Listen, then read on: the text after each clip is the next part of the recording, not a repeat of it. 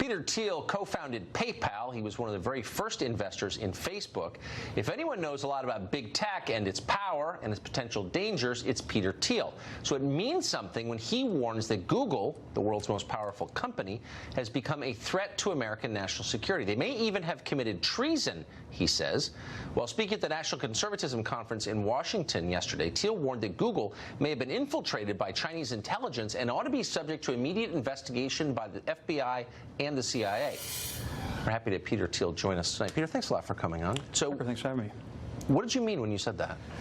Well, it was just in the form of a set of questions I asked where, artificial intelligence is something people talk about nonstop in Silicon Valley, but they almost never talk about its dual use. If it's real, if this is a real thing, it obviously can also be used by the military. It'll be weaponized in all sorts of ways, and it's an important national security question as to who has it. There's this very peculiar background where Google is working with the Chinese communist government and not with the U.S. military. So the Project Maven decision was a decision not to work with AI with the U.S. military, but they're working with the communist Chinese. And so the question is, from the outside is just what in the world is going on there? And I sort of suggested a few different possibilities, but I think it's been they've described it as a Manhattan Project for AI. And so if you go around broadcasting that you're building the Manhattan Project for AI, I would think this naturally would draw the attention of foreign intelligence agencies.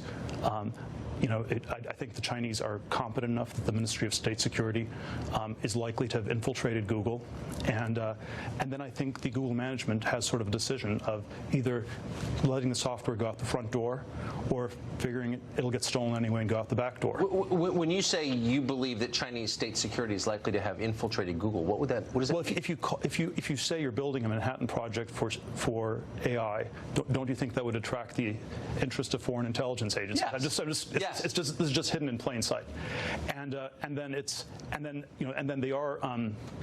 Well, I think there are sort of all these ways that Chinese nationals are engaged in espionage in the U.S. It's I'm not even. It's understandable that China is doing that. They see themselves in a very serious competition with the U.S. But we're not particularly on our guard about it. And if you have sort of a series of super futuristic tech projects that you broadcast to the whole world, it's at least a suspicion. And then the weird fact that's indisputable is that Google is working with communist China, but not with the U.S. military on its breakthrough AI technology. Well, that's the question. I mean, I think one explanation is they figure they have to, because if they don't give it to them through the front door, it'll get stolen through the back door. So first answer is they have to, and then I think of course there's probably a broad base of Google employees that are ideologically super left-wing, sort of woke, and think that China's better than the U.S. or that the U.S. is worse than China. It's more anti-American than anything. But this is, by definition, a threat to American national security, as you point out. So if Sundar Pichai was sitting right here, what would you say to him? Well, I would say, answer my three questions. How many foreign intelligence agencies have infiltrated Google? Have the Chinese in particular infiltrated? And why are you working with communist China and not the U.S.? What is the reason you're doing? Why do you think the questions you raise, and this is not in any way to minimize their importance, are kind of obvious questions? Why hasn't the U.S. government ascertained the answers? Well, it's possible that there are people in the U.S. government looking into it and they haven't told us. But yeah, I think the FBI and CIA would be the natural places to look into it. The FBI would look at it from the domestic side. The CIA would look at it from the outside in, and would try to look at seeing if from the outside there are people controlling people inside Google or. So as someone who's, this is almost rhetorical, but as someone who's built a lot of companies, as you have, do you think it would have been possible to incubate and grow a company like Google in China? Or I don't think.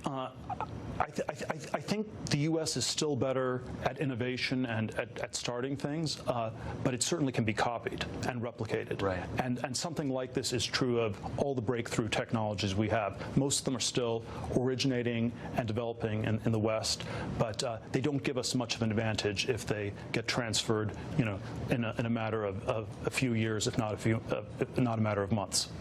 So I have to ask you, I assume you're watching the Democratic primaries unfold. Who's the most impressive candidate in that race, do you think?